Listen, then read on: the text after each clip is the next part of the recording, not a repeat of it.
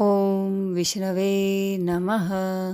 જય શ્રી કૃષ્ણ મિત્રો, ઉત્સવનો મહિમા ચેનલમાં આપનું સ્વાગત છે. પુત્રદા એકાદશી વ્રત કથા. પ્રાચીન કાળમાં એક નગરમાં રાજા મહિજીત રાજ કરતા હતા. નિઃસંતાન હોવાને કારણે રાજા ખૂબ દુઃખી હતા. મંત્રીઓથી રાજાનું દુઃખ સહન નહોતું થતું અને તે લોમસ ઋષિની પાસે ગયા. રાજાના નિઃસંતાન હોવાના કારણ અને ઉપાય પૂછ્યા. મહાજ્ઞાની લોમસ ઋષિએ જણાવ્યું કે ગત જન્મમાં રાજાએ એકાદશીના દિવસે ભૂખ્યા તરસ્યા રહેવું પડ્યું હતું. પાણીની તલાશમાં તેઓ એક સરોવર સુધી પહોંચ્યા તો એક ગર્ભવતી ગાય ત્યાં પાણી પી રહી હતી.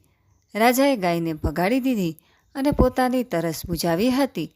તેમનાથી અજાણતા એકાદશીના દિવસે ગર્ભવતી ગાયને તરસી રાખી. આ કારણે જ રાજા નિઃસંતાન છે.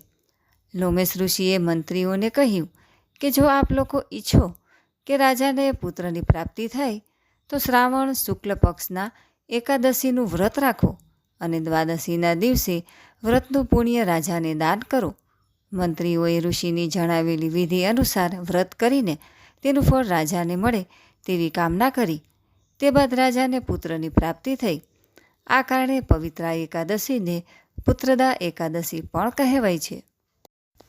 તો મિત્રો, આજના વિડીયોમાં આપણે પુત્રદા એકાદશી વ્રતની વ્રત કથા વિશે વાત કરી. વિડીયો પસંદ આવે તો લાઈક શેર કરી ચેનલને સબસ્ક્રાઈબ જરૂરથી કરજો. સર્વે ભક્તોને મારા જય શ્રી કૃષ્ણ.